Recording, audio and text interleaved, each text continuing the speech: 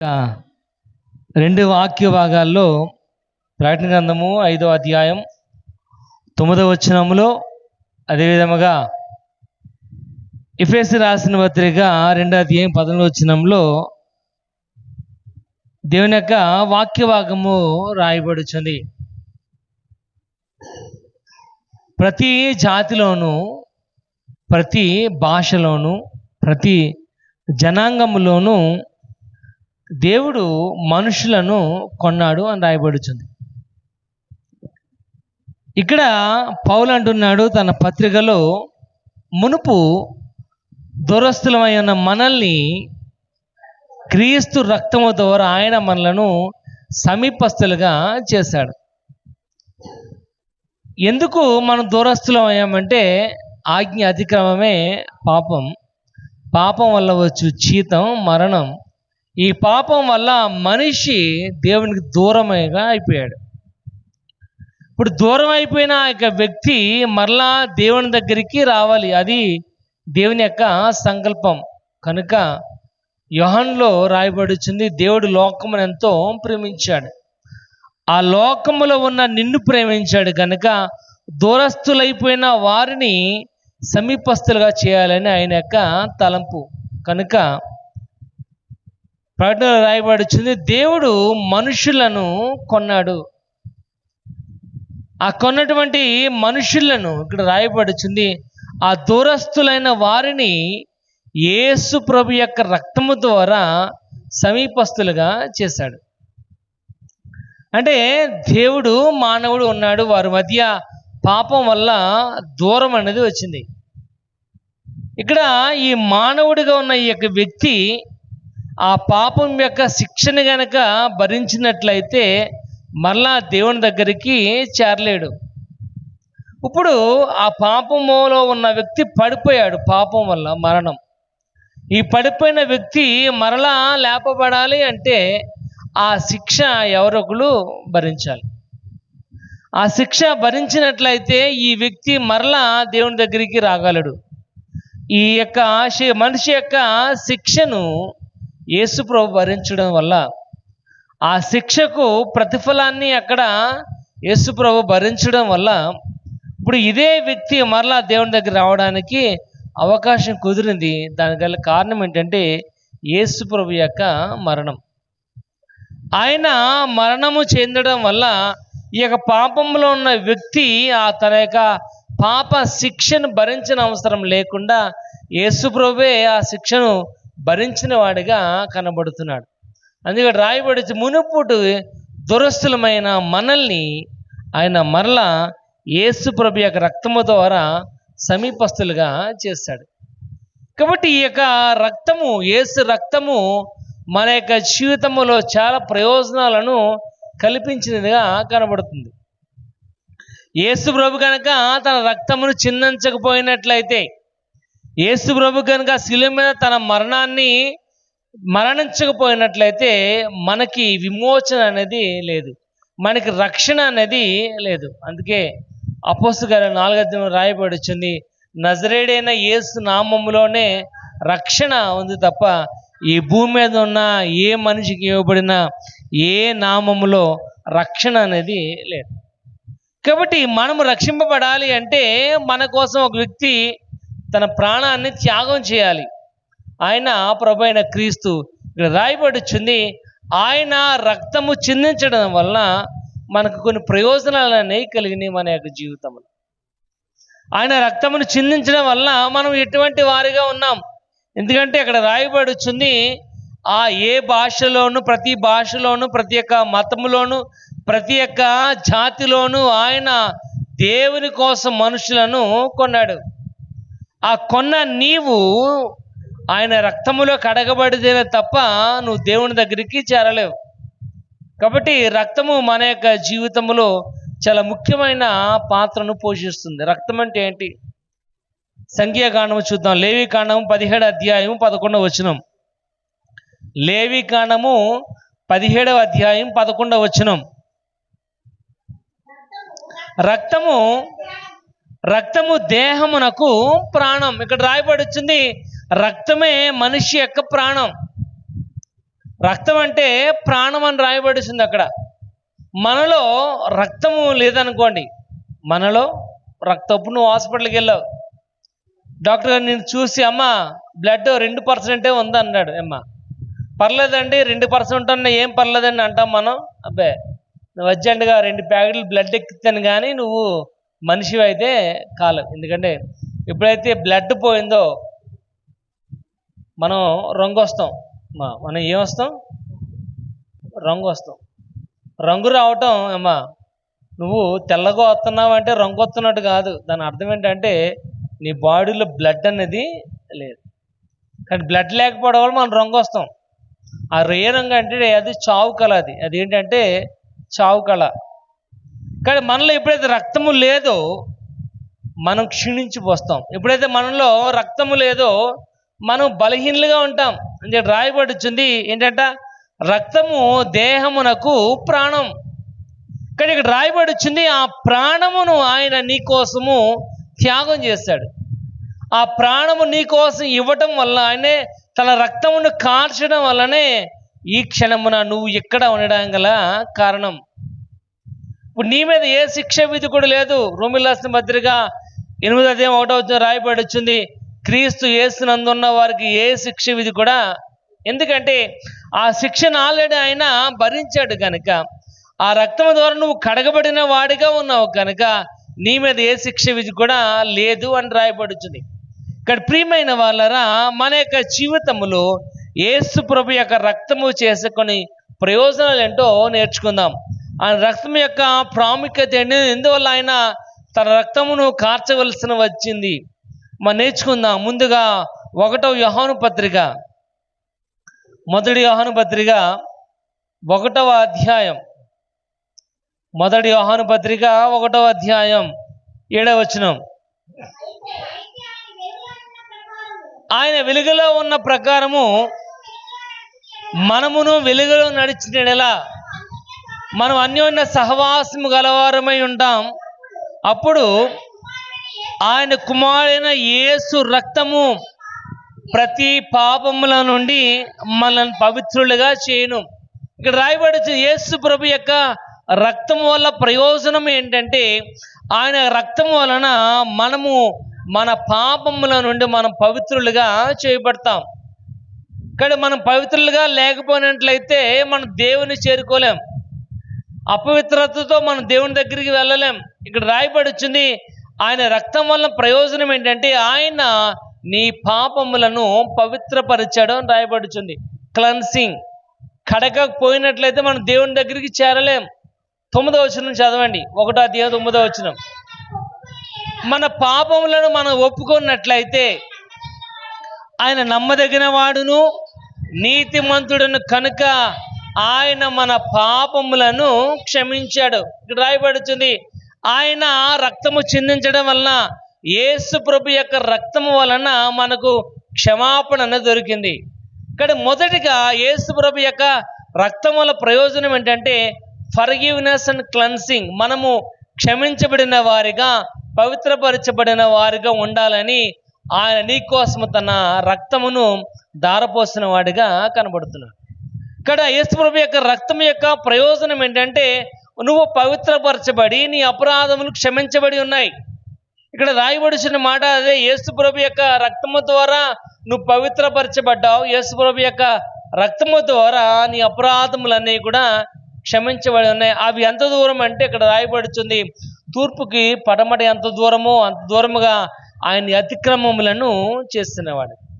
మరలా ఇక్కడ ఎక్కడ రాయబడిన మాట అంటే ఎంతగా మర్చిపోవటం అంటే అది అసలు నువ్వు చేయలేదు అన్నట్లుగా, అది అసలు నువ్వు చేయలేదన్నట్లుగా ఆయన మర్చిపోయేవాడిగా ఉన్నాడు. ఎప్పుడైతే మన ఎడల ఎవరైనా తప్పు చేస్తారనుకోండి, మనం వెంటనే మర్చిపోము, దాన్ని అంతమాల కూడా జ్ఞాపకం చేసుకుంటూనే ఉంటాం. కానీ ఆయన అంటున్నాడు, ఆయన ఎంతగా మనం క్షమించాడంటే అసలు నువ్వు అటువంటి తప్పు అనేది చెయ్యలేదు అన్నట్లుగా నిన్ను పవిత్రపరిచేవాడిగా, నేను క్షమించేవాడిగా కనబడుతున్నాడు. ఇక్కడ ప్రియమైన వాళ్ళరా, యేసు ప్రభు యొక్క రక్తం యొక్క ప్రయోజనం ఏంటంటే క్లెన్సింగ్ అండ్ ఫర్గివ్నెస్. ఆయన మనలను కడిగి పవిత్రపరిచాడు, మన అపరాధములను ఆయన క్షమించాడు. ఆయన కనుక క్షమించకపోయినట్లయితే, ఆయన కనుక తన స్వరక్తము ద్వారా కనుక నీ పాపములను పడకపోయినట్లయితే నువ్వు దేవుని దగ్గరికి, నువ్వు తండ్రి వద్దకు మరలా చేరలేవు.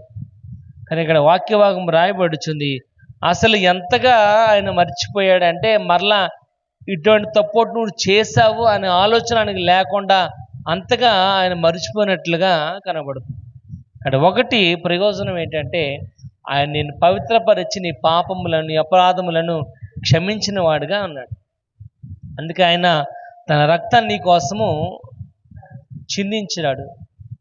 రెండోది మనం చూద్దాం, ఎఫెసీ రాసిన పత్రిక 1వ అధ్యాయం. ఎఫెసీ రాసిన పత్రిక 1వ అధ్యాయం 7వ వచనం. దేవుని యొక్క కృపా మహదైశ్వర్యమును బట్టి ఆ ప్రియుని యందు ఆయన రక్తము వలన మనకు విమోచనము, అనగా మన అపరాధములకు క్షమాపణ. ఇక్కడ రాయబడుచు రెండవది ఏంటంటే, యేసు ప్రభు యొక్క రక్తం వలన ప్రయోజనం ఏంటంటే ఆయన నిన్ను విమోచించాడు. ఇక్కడ రాయబడుచుంది రెడెంప్షన్. అంటే ఏ విధంగా అంటే ఆయన మన అపరాధములకు క్షమాపణ కలుగు చేసేవాడుగా, విమోచన. ఎందుకంటే ఇక్కడ చూడండి, 1వ తిమోతి 2వ అధ్యాయం 6వ వచనం, 1 తిమోతి 2వ అధ్యాయం 6వ వచనం. అందరి కొరకు విమోచన క్రయధనముగా తనకు తానే అప్పగించుకొని, ఇక్కడ రాయబడుచుంది ఏంటంటే అందరి కొరకు విమోచన క్రయధనముగా అని. అంటే విమోచన కోసము డబ్బులు చెల్లించాలి. విమోచన కోసం ఏం చేయాలంట? డబ్బులు చెల్లించాలి. కాబట్టి విమోచన అంటే ఏంటంటే టు బై బ్యాక్, మరలా వెనక్కి కొనటం. విమోచన అంటే ఏంటంటే మరలా వెనక్కి కొనటం. అంటే మనము పాపము ద్వారా దూరముగా వెళ్ళిపోయిన మనల్ని ఆయన నీ కోసం విమోచన యొక్క ధనముగా, క్రయధనముగా తన వెలను చెల్లించాడు. ఆ వెల ఏంటంటే యేసు ప్రభు యొక్క రక్తము చిందించడమే. ఆ వెల ఏంటంటే రక్తము అనే యొక్క ప్రాణము నీ కోసము త్యాగం చేయడమే. కాబట్టి త్యాగం చేసి మరలా నిన్ను తన కొన్నవాడిగా, అందుకే మనం చదివాం కదా ప్రకటన గ్రంథం 5:9 వచనంలో, ఆ మనుషులను కొని అని రాయబడుచుంది. కాబట్టి ఆయన తన రాజ్యము నిమిత్తము నీ యొక్క విమోచన కోసం తన ప్రాణాన్ని ఆయన త్యాగం చేస్తున్న వాడు కనబడుతున్నాడు. కాబట్టి ఆయన రక్తం వలన ప్రయోజనం ఏంటంటే నీకు విమోచన, రెడెంప్షన్. యేసు ప్రభులో నీకు విమోచన. మరలా నువ్వు ఏదైతే పోగొచ్చుకున్నావో దాన్ని మరలా తిరిగి ఆయన సంపాదించడం. చూడండి, హెబ్రీయులకు రాసిన పత్రిక ఒకసారి చూద్దాం. హెబ్రీయులకు రాసిన పత్రిక 8వ అధ్యాయం, హెబ్రీ 8వ అధ్యాయము 12వ వచనం. 9:12 మేకల యొక్కయు కోడెల యొక్క రక్తము కాక తన స్వరక్తముతో ఒక్కసారి పరిశుద్ధ స్థలములో ఏంటట, మేకల యొక్కయు కోళ్ళ యొక్కయు కాదు, మేకల యొక్కయు కోడెల, అంటే కోడి అంటే ఇక్కడ కోడి పెట్ట కాదమ్మా. కోడి అంటే కోడి పెట్ట కాదు, ఎద్దు, ఆవు బలి. ఇక్కడ రాయబడుచుంది మేకల యొక్కయు కోడెల యొక్కయు జంతువుల యొక్క రక్తముతో వల్ల నీకు విమోచన అయితే రాదు. కాబట్టి వాటి రక్తం వల్ల ప్రయోజనం అనేది ఏమీ లేదు. కానీ పాత నిబంధనలో ప్రతిదానికి ఒక బలి అనేది ఉంది, ప్రతిదానికి బలి. ఈ పస్కా పండుగ నాడు ఈ యొక్క జనులందరి నిమిత్తము కూడా ఒక గొర్రె పిల్లను బలివ్వాలి. ఈ బలి ఏంటంటే బజానా అంటే ఏంటమ్మా? బజానా అంటే అడ్వాన్స్. మనం ఏదన్నా వస్తువు కొనడానికి వెళ్ళామనుకోండి, కొన్న తర్వాత మాట్లాడుకున్న తర్వాత అంటాడు అడ్వాన్స్ ఏమైనా ఇవ్వండి అని. అడ్వాన్స్ అది 100 అయినా కావచ్చు, 10 అయినా కావచ్చు. మనం కొనే వస్తువు ₹1,00,000 వస్తువు అయినా వాడికి ఎంతో కొంత బజానా అనేది మనం ఇవ్వాలి. 1% 2% బజానా ఇస్తే ఆ వస్తువు మన కింద ఉంటుంది. కానీ ఆ కొన్న వస్తువు ఇంకా ఎవడు వారు అమ్మడానికి వీల్లేదు. ఎందుకంటే ఆల్రెడీ మనం దానికి బజానా ఇచ్చాం. దాన్నే సంచకరువు అంటారు. బజానా ఇచ్చాం. ఆ బజానా ఇచ్చిన దానిని పూర్తి వేళ చెల్లించిన తర్వాతే మన వస్తువు అవుతుంది. అప్పుడు తగ్గదు మంద కాదు. ఇక్కడ వాక్యభాగం రాయబడి వచ్చింది, పాత నిబంధనలో వారు అర్పించిన ప్రతి ఒక్క బలి కూడా భజన సంచుకరు, అది జస్ట్ ఒక ఫార్మాలిటీ. కానీ ఇక్కడ రాయబడుచుంది ఇంకా ఆ బలి ఇవ్వడం అవసరం లేదు. ఎందుకంటే ఇక్కడ రాయబడుచుంది మేకల యొక్కయు కోడల యొక్క రక్తం అయితే కాదు. ఏలయనగా మేకల యొక్కయు ఎడ్ల యొక్క రక్తము మైలపడిన వాని మీద ఆవు దూడ బూడిద జల్లుట వలన ఉపయోగం అనేది లేదు. కానీ పాత నిబంధనలు అనేది ఉపయోగమే, ఎందుకంటే అది జస్ట్ భజన మాత్రమే. కానీ కొత్త నిబంధనకు వచ్చాడు యేసు ప్రభు, ఆ భజన ఇచ్చిన దానికి పూర్తి వెల చెల్లించాడు. అది ఆయన యొక్క రక్తం, ఆయన యొక్క ప్రాణం. కనుక దాని వల్లనే మనము విమోచింపబడాం. కానీ విమోచన అంటే ఏంటంటే టు బై బ్యాక్, మరలా తిరిగి వెనక్కి కొనటమే నిన్ను. అందుకడ రాయబడుచుంది చూడండి, 1 కొరింథీ 6 అధ్యాయము 20. 1 కొరింథీ 6 అధ్యాయము 20 చదువుకుందాం. మీరు విలువ పెట్టి కొనబడిన వారు గనుక, అమ్మా మీరు విలువ పెట్టి కొనబడిన వారు ఏంటంట, మీరు నువ్వు ఉచితంగా వచ్చిన దానివైతే కాదు. యేసు ప్రభు యొక్క రక్తము ద్వారా నువ్వు కొనబడ్డావు. నువ్వు అనుకోవచ్చు ఇంటికాడ ఏ పని లేక వచ్చానండి ఇవాళ అని. నువ్వు విలువ పెట్టి కొనబడిన దాని గుర్తుపెట్టుకోను. మనం చూడండి, మన దగ్గర మన ఇంట్లో చాలా వస్తువులు ఉంటాయి. కొన్ని డబ్బులు పెట్టి కొన్నవి ఉంటాయి, కొన్ని అప్పనంగా వచ్చినవి ఉంటాయి. ఏదైనా కార్యానికి వెళ్ళామనుకోండి, లోట ఎత్తాడు, ఓ చెంబెత్తాడు, ఓ బేషన్ ఎత్తాడమ్మా. ఆ బేషన్కి మనం కొన్న బేషన్ దానికి పోలిక అనేది ఉండదు. మనం కొన్నదాన్ని అటక మీద పెడతాం అమ్మా, కొన్నదాన్ని అటక మీద పెడతాం, అప్పనంగా వచ్చిన దాన్ని వాడతాం మనం.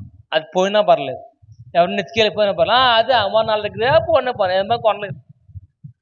కానీ ఇక్కడ రాయబడుచుంది నువ్వు ఉచితంగా వచ్చిన దానివైతే కాదు, విలువ పెట్టి కొనబడిన దానుడు. విలువ పెట్టి కొనబడిన దాని కనుక ఆ విలువ తగ్గట్టు ఉండాలి. నువ్వు ఆ విలువ తగినట్లుగానే నువ్వు బిహేవ్ చేయాలి. నువ్వు ఏదో దానంటే వెళ్తూ అమ్మ చర్చిలో ఎవరు లేరమ్మా వచ్చి కూర్చోమ్మా ఆయన తీసుకొచ్చిన దానివైతే కాదు. నువ్వు విలువ పెట్టి కొనబడిన you should have your personal ability. నువ్వు తప్పనిసరిగా నువ్వు ఎంత విలువైతే కొన్నావో దాన్ని నువ్వు నిలబెట్టుకోవాలి. ఎందుకంటే వాక్య భాగం రాయబడుచుంది మీరు విలువ పెట్టి కొనబడిన వారు అని. కాబట్టి మన విశ్వాసాన్ని ప్రకటన చేయటమే, మనకున్న యొక్క నమ్మకాన్ని ప్రకటన చేయమే విమోచన. కానీ ఇక్కడ రాయబడుచుంది కోడల యొక్కయు మేకల యొక్కయు ఎద్దుల యొక్కయు మైలపడిన వారి మీద ఆవు దూడ బూడిద జల్లుట వల్ల ఉపయోగం ఏమీ కూడా లేదు. కానీ ఇప్పుడు యేసు ప్రభు నీకు తన రక్తాన్ని దారపోస్తాడు, ఆయన నీకు తన ప్రాణాన్ని త్యాగం చేస్తాడు. కనుక ఆ రక్తం వలన, యేసు ప్రభు యొక్క రక్తం వలన కలుగు ప్రయోజనం ఏంటంటే నీకు విమోచన, redemption through the blood of Jesus Christ. యేసు ప్రభు యొక్క రక్తము ద్వారానే విమోచన, ఇంకా వేరే మార్గం ఏమి కూడా లేదు. ఎందుకంటే నువ్వు విలువ పెట్టి కొనబడిన దాన్ని.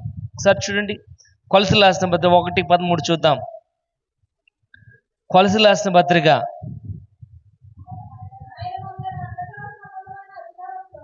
ఆయన మనల్ని అంధకార సంబంధమైన అధికారములో నుండి ఏంటంట, ఆయన మనలను అంధకార సంబంధమైన అధికారములో నుండి విడుదల చేసి అని రాయబడుతుంది. అంటే మనం ఉన్న అంధకారములో నుండి ఆయన మనలను విడుదల చేశాడు, తన రక్తం ఇచ్చి, తనకు తగిన మూల్యాన్ని ఆయన చెల్లించి. ఇక్కడ రాయబడుచుంది ఆయన నీ కోసము తన రక్తాన్ని త్యాగం చేస్తున్న వాడు కనబడుతున్నాడు. కానీ ప్రియమైన వాళ్ళరా, ఆయన రక్తం వల్ల ప్రయోజనం ఏంటంటే విమోచన నీ యొక్క జీవితంలో. ఒకటి, నీ పాపములు కడిగి పవిత్రపరచబడ్డాయి, ఆయన నేను క్షమించాడు. రెండవది, నీ యొక్క జీవితంలో విమోచన అనేది కలిగింది, ఆయన వల్ల మాత్రమే విమోచన. మూడవది చూద్దాం, ఎఫెసీయులకు రాసిన పత్రిక 2వ అధ్యాయం 1వ వచనం. మీరు అపరాధముల చేతను పాపముల చేతను చచ్చిన వారై ఉండగా ఆయన మిమ్మును క్రీస్తుతో కూడా బ్రతికించెను. మూడవది, అలైవ్ ఇన్ క్రైస్ట్. ఆయన మిమ్మలను బ్రతికించాడు. ఎందుకు బ్రతుకు అంటే అమ్మా, మీరు అపరాధముల చేత పాపముల చేత చచ్చిన వారై ఉన్నారు. అంటే మనము చచ్చిన వారితో సమానం. చచ్చిన వాడి దగ్గర చీపురిచ్చి వాగులంతా తుడిచామంటే తుడవలేడు, ఎందుకంటే వాడు చచ్చిపోయాడు కనుక, వాళ్ళ ప్రాణము లేదు కనుక నీకు ఉపయోగం లేదేమి. ఇక్కడ రాయబడి వచ్చింది, మనం ఆ విధంగా అపరాధముల చేత పాపముల చేత చచ్చిపోయిన వారిగా ఉన్నాం. మనం ఇప్పుడు యేసుప్రభుని అంగీకరించినప్పుడు యేసుప్రభు యొక్క రక్తము ద్వారా మనం కడగబడినంత వరకు కూడా మనము చచ్చిన వాళ్ళతో సమానం. మనం అంటూ ఉంటాం, వాడు బతుకున్నా వాడు బ్రతికినా చచ్చిపోయినా వాడి వల్ల దమ్ముడి ఉపయోగంలో కూడా లేదు. మనం అంటూ ఉంటాం చాలాసార్లు, నీ వల్ల గొర్రె పేక కూడా తెగదని. ఎందుకంటే వాడు బ్రతుకున్నా చచ్చిన వాడితో సమానం. మనం అంటూ ఉంటాం, నీ వల్ల అయితే కాదు, ఎందుకంటే నువ్వు బ్రతుకున్నా వేస్తే. ఇక్కడ వాక్య భాగం రాయబడి వచ్చింది, మనము అపరాధముల చేత పాపముల చేత చచ్చిన వారై ఉండగా క్రీస్తు, ఇక్కడ రాయబడి వచ్చింది, ఆయన మిమ్ములను క్రీస్తుతో కూడా బ్రతికి, ఎలా విన్ క్రైస్తుతో పాటు మనము బ్రతికిన వారిగా ఉండాలని ఆయనకు ఆలోచన.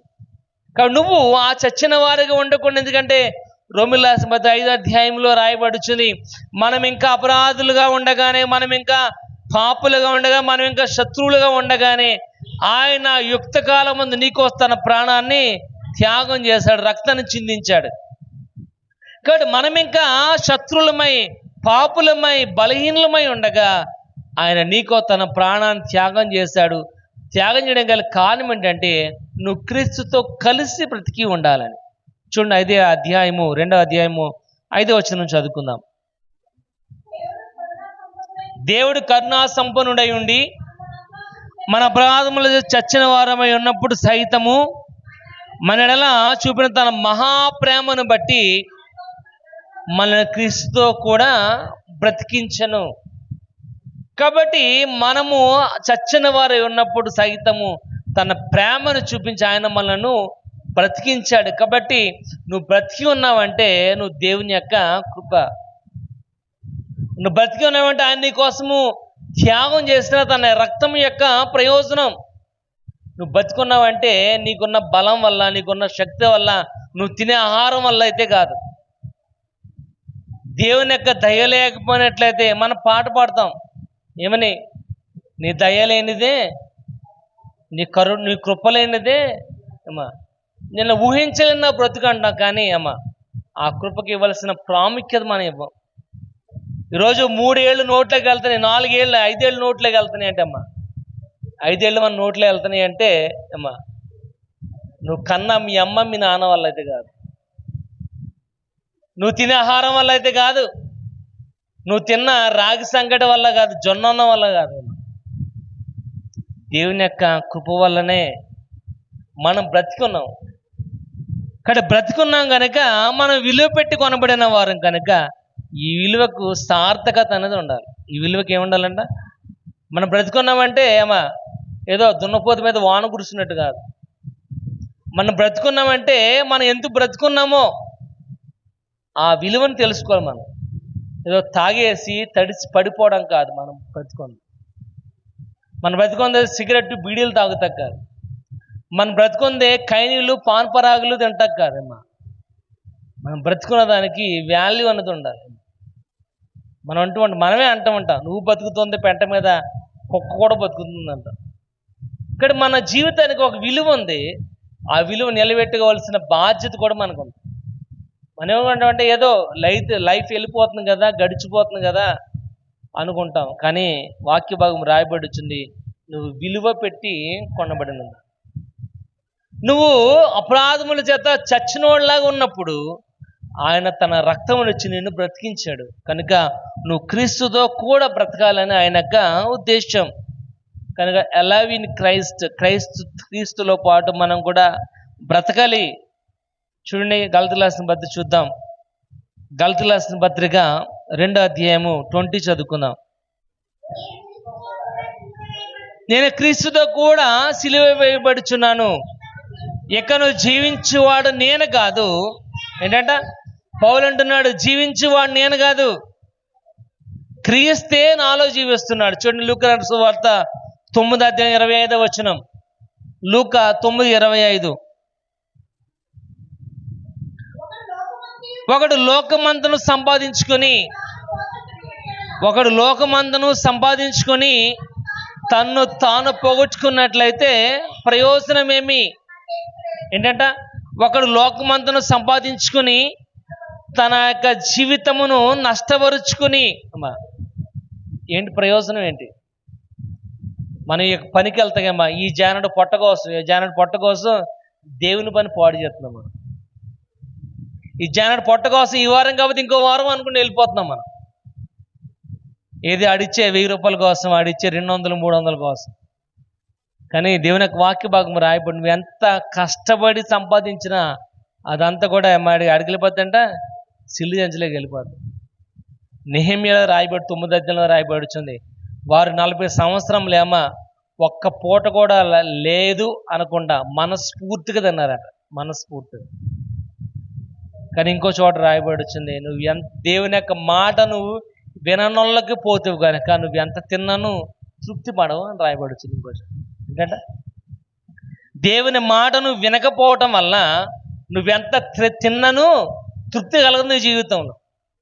వాక్య భాగం రాయబడుతుంది, మనం విలువ పెట్టి కొనబడిన వారు కనుక క్రీస్తుతో పాటు కూడా మనం జీవించాలి.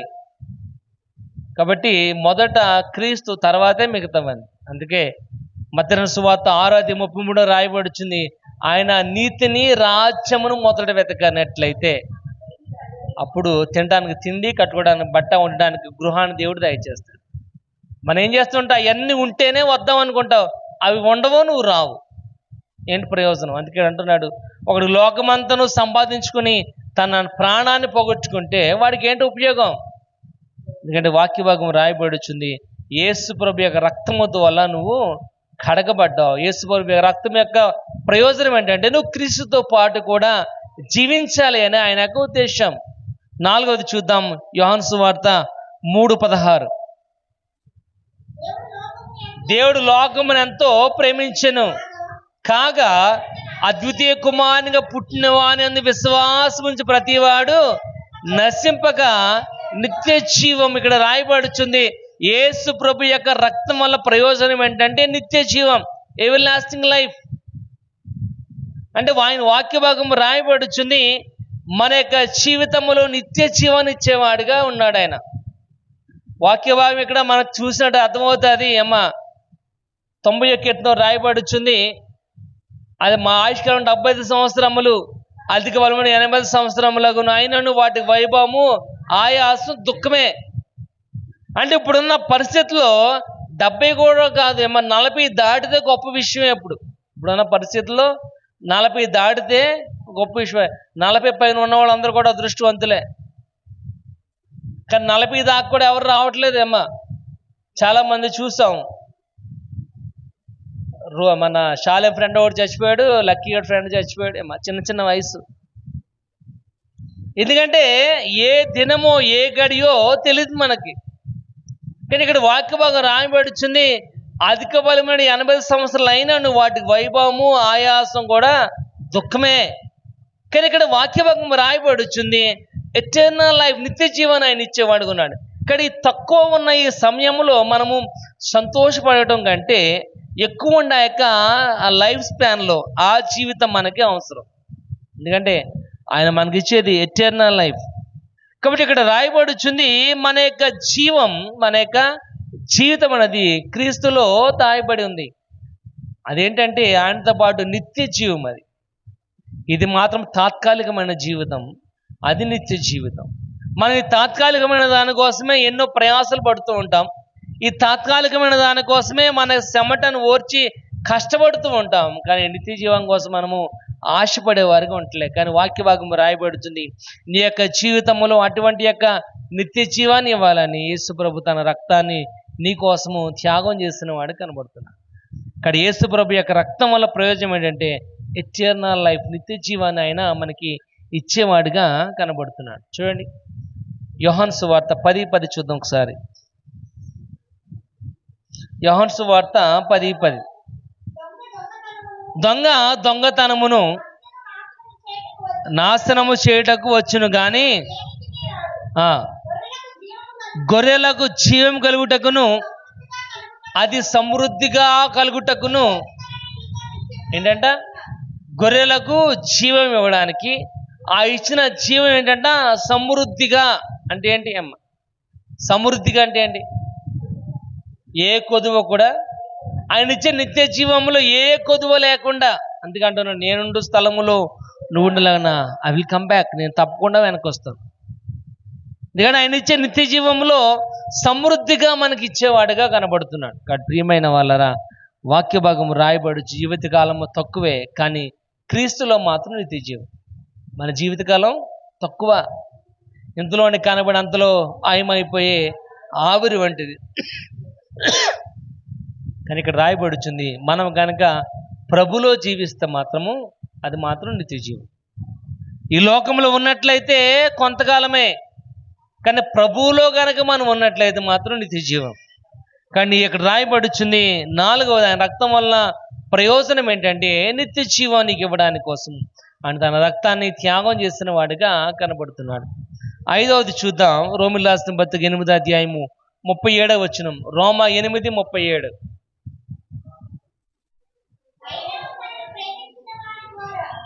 ఆయనను మనల్ని ప్రేమించిన వాని ద్వారా మనం వీటన్నిటిలో అత్యధికమైన విజయాన్ని పొందుకున్నాం. ఇక్కడ రాయబడుచుంది 5వది ఏంటంటే విజయం. 5వది ఏంటంటే విజయం, అత్యధిక విజయం, భారీ మెజారిటీ. అదేంటంటే సాధారణమైన జస్ట్ పాస్ కాదు ఏమో, జస్ట్ పాస్ అయితే కాదు. ఏంటంటే అది స్టేట్ ఫస్ట్, అది భారీ మెజారిటీ. ఇక్కడ రాయబడుచుంది ఆయన మన యొక్క జీవితంలో ఇచ్చేది భారీ మెజారిటీ, జస్ట్ విజయం కాదు. ఏంటా విజయం అంటే ఇక్కడ రాయబడుచు ఆయన అంటున్నాడు, నేను మొదటి వాడను కడపటి వాడు, నేనే జీవింపజేసేవాడును కూడా నేను. కాబట్టి ఆయనలోనే మనకి జీవం ఉంది, ఆయనలోనే మన జీవాన్ని దాచబడి ఉంది. కనుక రాయబడుచుంది అత్యధికమైన విజయాన్ని మనం పొందుకోవాలని ఆయన యొక్క ఉద్దేశం. చూడండి 1వ యోహాను పత్రిక 4:4 రాయబడుతుంది. ఒకసారి చూడండి ఒకసారి.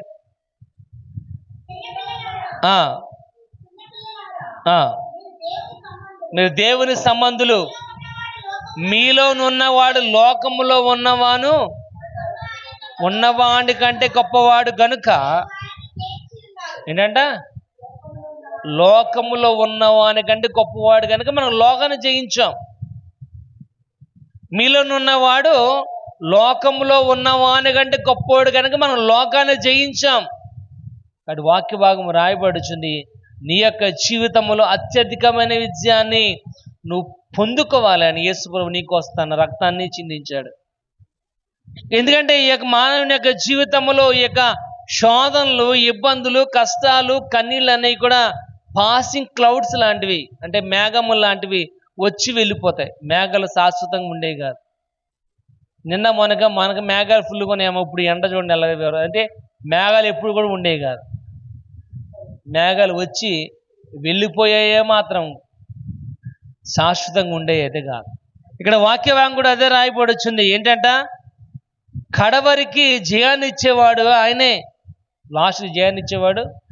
ఎన్ని ఇబ్బందులు వచ్చినా, కష్టాలు వచ్చినా మన యొక్క జీవితంలో శాశ్వతమైన జయాన్ని ఇచ్చేవాడు ప్రభువైన క్రీస్తు. అందుకోసం ఆయన తన ప్రాణాన్ని త్యాగం చేస్తాడు నీకోసం.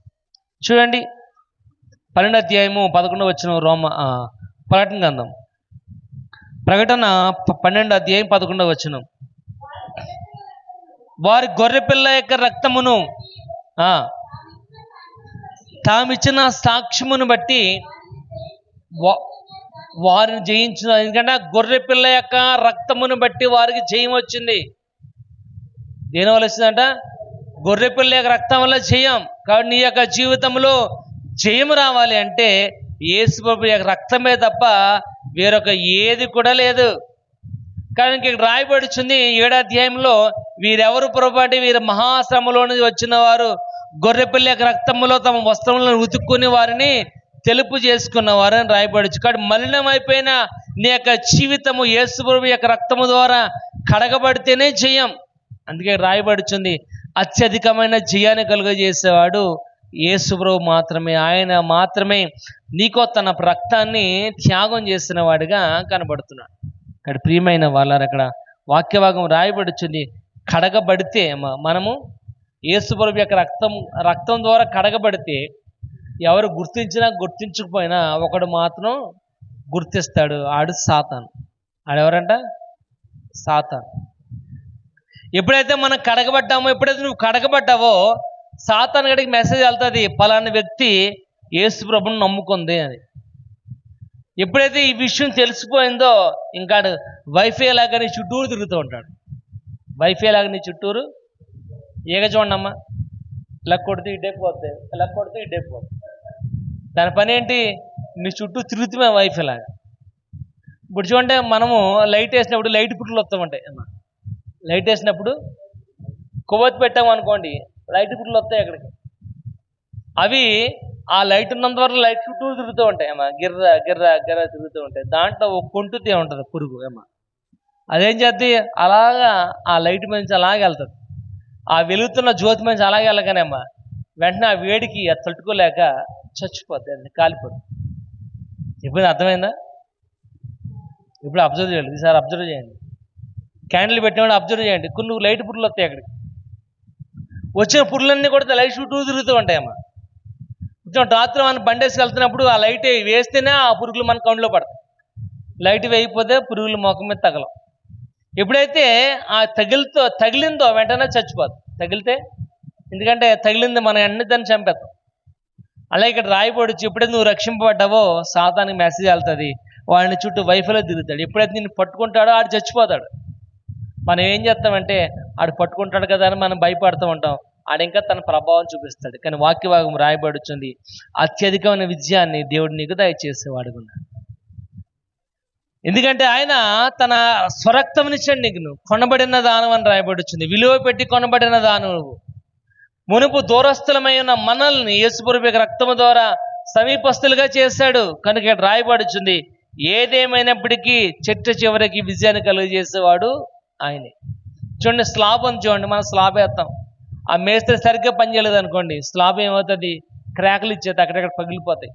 ఈ పగిలిపోయిన స్లాబ్లు ఏమో వర్షం కురిసినప్పుడు ఆ చెమ్మ లోపలికి లీక్ అయిపోతుంది. ఇప్పుడు ఆ లీక్ని మనం అరికట్టాలంటే స్లాబ్ తీసేసి మళ్ళీ స్లాబ్ వేయాలి. ఆ స్లాబ్ వేయడానికి 10 లక్షలు అప్పు చేసాం, ఆ స్లాబ్ తీసి మళ్ళీ స్లాబ్ వేయాలంటే ఇంకో 10 లక్షలు కావాలి. కానీ ఈ 10 లక్షలు ఖర్చు రాకుండా ఒక పని ఉంది. ఒకటే, అదేంటంటే సిమెంట్ని పలసగా కలిపి ఒక పొరలాక్కు వచ్చేస్తాయమ్మా. దాని మీద ఒక పొరలాగేసాం అనుకోండి, స్లాబు మళ్ళా కారదో, దాన్ని పగలగొట్టి 10 లక్షలు ఖర్చు పెట్టాలన్న అవసరం కూడా లేదు. అలాగే మన యొక్క జీవితంలో అనేకమైన పగుళ్ళు కనబడుతూ ఉంటాయి, క్రాక్లు కనబడుతూ ఉంటాయి. కొన్నిసార్లు మన చిన్న చిన్న తప్పుల వల్ల చిన్న చిన్న ఇబ్బందులు మనకు కలుగుతూ ఉంటాయి. ఆ ఇబ్బంది అలాగే ఉంచామనుకోండి, ఈ అపవాది అన్నవాడు ఈ పురుగు ఏం చేద్దంటే తులిసేస్తూ ఉంటుంది. ఒక దారి చేసిందా ఏమ్మా, దారి కనుక చేసి లోపలికి వచ్చిందా, నువ్వు దాన్ని అరికట్టలేవు. ఎందుకంటే వాక్యభాగం రాయబడుచుంది, ఒక నెలగా దెయ్యం పట్టిందంట. దెయ్యం పట్టి ఇంకా బోరు కొట్టేసింది. ఆ చిచ్చి ఎప్పుడు ఇక్కడేనా, నేను ఉండను ఇక్కడే వెళ్ళిపోయింది. వెళ్ళిపోతే ఏ ఇంటికి వెళ్ళినా అన్ని తలుపులు మూసేసి ఉన్నాయి.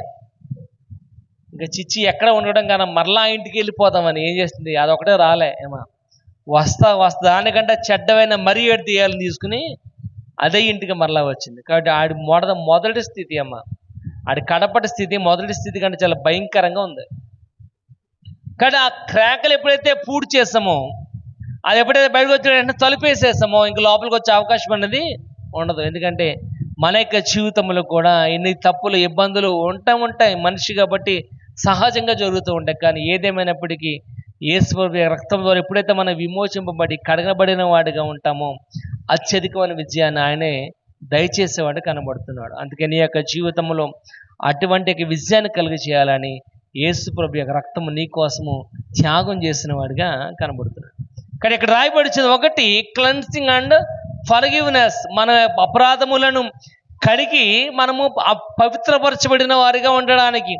రెండోది విమోచన కలగడానికి. మూడవది అలైవ్ ఇన్ క్రీస్తులో జీవించడానికి. నాలుగోది రాయబడుచుంది నిత్య జీవాన్ని మనం పొందుకోవడానికి. ఐదోది రాయబడుచుంది అమ్మా, ఐదోది ఏంటి, ఆ? ఐదోది ఏంటంటే అత్యధికమైన విజయాన్ని మనము పొందుకోవడానికి. ఆ రోజు చూద్దాం. రోమీయులకు రాసిన పత్రిక 5వ అధ్యాయము 2వ వచనం. రోమ 5వ అధ్యాయము 2వ వచనం.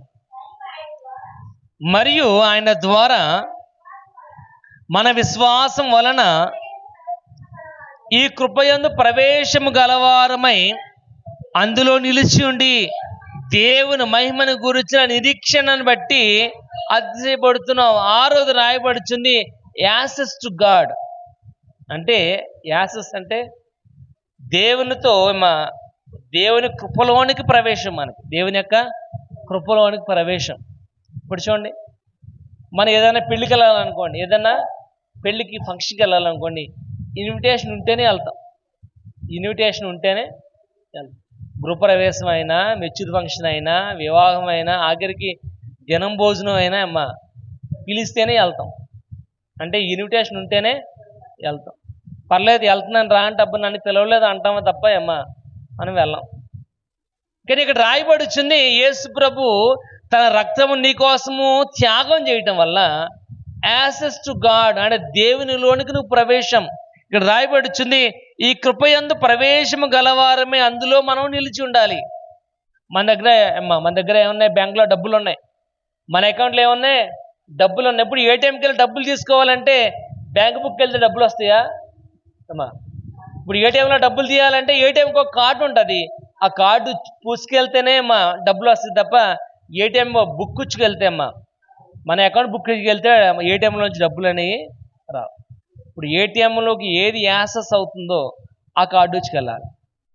అంత తప్ప యూనియన్ బ్యాంక్లోకి వెళ్ళి స్టేట్ బ్యాంక్ కార్డు ఎడితే సర్వీస్ ట్యాక్స్ కట్ అవుతుంది. ఇక్కడ రాయబడి వచ్చింది ఆ కార్డు ఉండాలి. ఆ కార్డు ఏంటంటే యేసుప్రభు యొక్క రక్తం.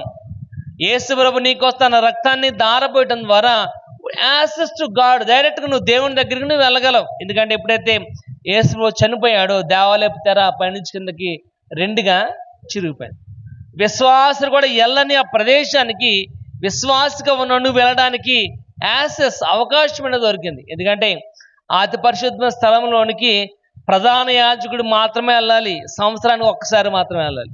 అయ్యో నేను ప్రధాన యాజకుడిని కదా రోజు వెళ్తానంటే కుదరదు. ప్రధాన యాజకుడు కూడా సంవత్సరానికి ఒక్కసారే అతి పరిశుద్ధ స్థలంలోకి వెళ్ళాలి తప్ప మాటికి వెళ్తాకి లేదు.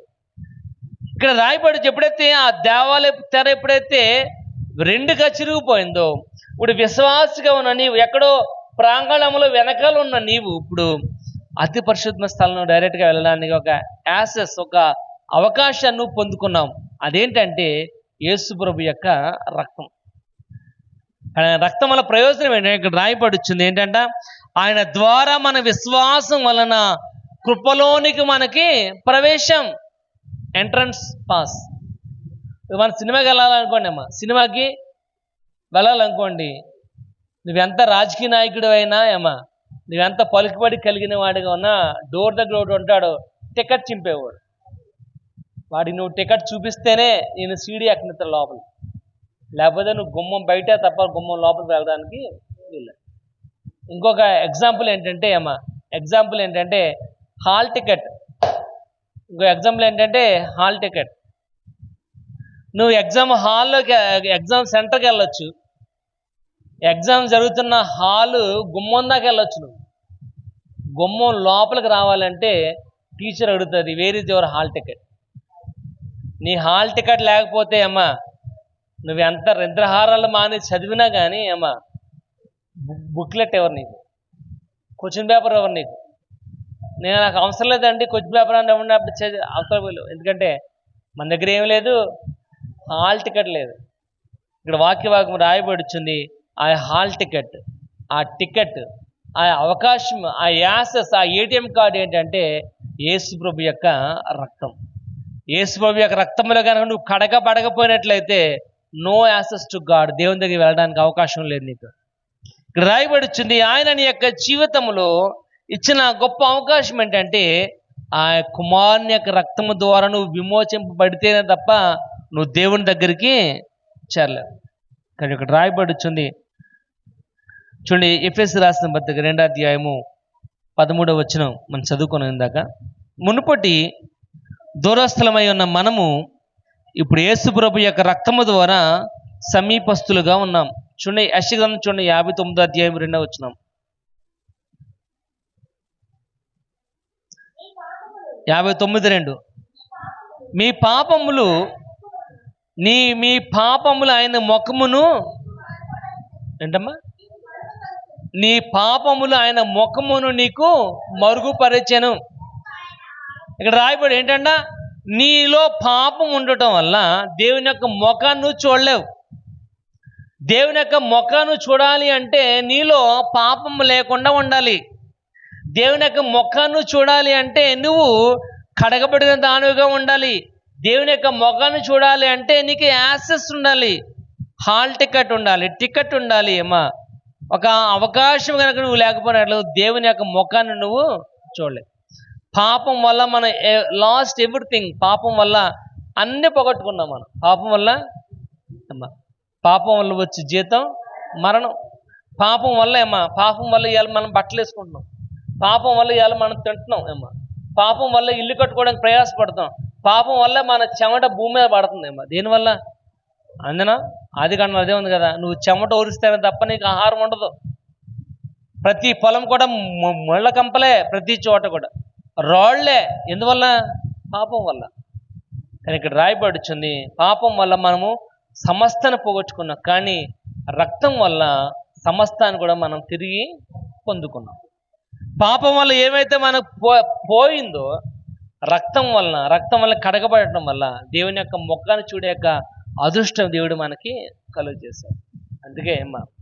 అందుకే మోషే చాలాసార్లు అడిగాడు, ప్రభా ఈ జనమందరూ కూడా నన్ను అడుగుతున్నారు, ఎప్పుడు చూసినా కొండ మీద ఉంటాం, ఆయన ఎలాగొన్నాడో చెప్పవా మాకు అని ఎన్నిసార్లు అడిగారు. ఒకసారి అడిగేసాడు మోషే, ప్రభా అందరూ నన్ను ఎలాగ ఇబ్బంది పడుతున్నారు, అసలు నువ్వు ఎలాగొంటావు సార్, నేను నిన్ను చూడాలన్నాడు. దాన్ని అన్నాడు, నువ్వు నన్ను చూస్తే తట్టుకోలేవు, నువ్వు నన్ను చూస్తే చచ్చిపోతావు. ఇదిగో నువ్వు రాయి సందులో ఉండు, నేను అలా వెళ్తాను, నువ్వు వెనక భాగాన్ని మాత్రమే నువ్వు చూడగలవు. ఆ వెనక భాగం కూడా దేవుడిది అయితే కాదు. ఎందుకంటే దేవుడిని చూసిన బ్రతికిన నరుడు ఎవడు కూడా లేడు. కాబట్టి మోషే కూడా పాపే జన్మతః. ఎందుకంటే పాపములోనే తన తల్లి గర్భమున ధరించింది మోషేని. కాబట్టి మ్యాక్సిమం మేబీ ఒక దూతను చూస్తుంటాడు, చూసి నేను దేవుని చూశానని చెప్పుని ఉంటుంటాడు. ఎందుకంటే దేవుని కన్నా చూస్తే బ్రతికే కెపాసిటీ కలిగిన వాడైతే కాదు మోషే. ఎందుకంటే మనలాంటి మానవుడే. రాయబడుచుంది ఏంటంటే యాక్సెస్ టు గాడ్, యేసు ప్రభు యొక్క రక్తము ద్వారా ఇప్పుడు మనకు వచ్చిన అవకాశం ఏంటంటే దేవుని మనం ముఖాముఖిగా చూడగలం. ఆఖరుది చూద్దాం, యెషయా గ్రంథం 53వ అధ్యాయం. యెషయా గ్రంథం 53వ అధ్యాయం 5వ వచనం. మన అతిక్రమములను బట్టి ఆయన గాయపరచబడెను, మన దోషములను బట్టి నలగొట్టబడెను. అమ్మా పడెను, అతను పొందిన దెబ్బల చేత మనకి ఏంటంట, తన రక్తమును చిందించడం వల్ల కలిగిన ప్రయోజనం ఏంటంటే స్వస్థత. మన యొక్క జీవితం నిన్ను స్వస్థపరచువాడను నేనే అంటున్నాడు ఆయన. ఆ స్వస్థత మన యొక్క జీవితంలో కలగాలని యేసు ప్రభు నీకు తన ప్రాణాన్ని త్యాగం చేసిన వాడుగా, అతను పొందిన దెబ్బల చేత స్వస్థత, ఆయన పొందిన గాయముల చేత స్వస్థత, అందుకో తన ప్రాణాన్ని త్యాగం చేయడమే స్వస్థత. అందుకే ఆ శృంగార దేవాలయంలో పేతురు యోహాను అంటున్నారు, మా దగ్గర నువ్వు ఆశించినవి ఏమీ లేవు, కానీ ఏమైతే మా దగ్గర అవి నీకు ఇస్తాం. అవేంటంటే నజరేయుడైన యేసు నామములో నువ్వు లేచి నడువని తన కుడి చేయి పట్టుకోగానే వాడి కాళ్ళు చీలమండలం నుంచి బలము పుంజుకుని లేచిన వాడిగా కనబడుతున్నాడు. కాబట్టి స్వస్థత యేసు ప్రభులో ఉంది, స్వస్థత ఆయన రక్తములో ఉంది, ఆయన నీ కోసం కాల్చిన రక్తములో ఉంది. కనుక వాక్యభాగం రాయబడుచుంది, నువ్వు విలువ పెట్టి కొనబడిన దాను కనుక ఆ విలువ తగిన జీవితాన్ని కలిగిన జీవించాలి. ఎందుకంటే యేసు ప్రభు యొక్క రక్తము ద్వారా మనము పవిత్రపరచబడిన వారిగా ఉన్నాం. మన పాపములు క్షమించబడి ఉన్నాయి. రెండోది రాయబడుచుంది విమోచన పొందుకున్నాం మనం. మూడోది రాయబడుచుంది అలైవ్ ఇన్ క్రైస్ట్, క్రీస్తులో మనము బ్రతికిన వారిగా మనం ఉండగలుగుతున్నాం. నాలుగోది రాయబడుచుంది నిత్య జీవాన్ని మనం పొందుకున్నాం. ఐదవది అత్యధికమైన విజయాన్ని మనం పొందుకున్నాం. ఆరోది రాయబడుచుంది ఏంటంటే యాక్సెస్ టు గాడ్, దేవునితో మనము దేవుని దగ్గరికి ప్రవేశం కలిగిన వారుగా. ఆఖరిది రాయబడుచుంది స్వస్థత. మన యొక్క జీవితంలో ఆయన చూపిన ప్రతీది కూడా, ఆయన లేకుండా కలిగినది ఏది కూడా లేదు.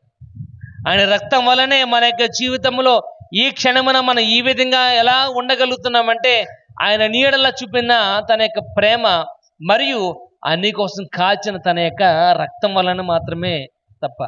కనుక వాక్య భాగం రాయబడుచుంది, మనం బ్రతికినంత కాలం కూడా యేసు ప్రభు నీ కోసము ఆ త్యాగం చేసిన ఆ రక్తమును, నీ కోసము ఇచ్చిన ఆయన యొక్క ప్రాణమును అనుక్షణం కూడా జ్ఞాపకం చేసుకునే వారిగా ఉన్నారు. కనుక అటువంటి కృపను దేవుడు మనకు అనుగ్రహించలాగా ప్రార్థన చేద్దాం. దేవుడు కొద్ది మాటలు మనం ఇంట్లో దీవించి ఆశీర్వదించిన గాక.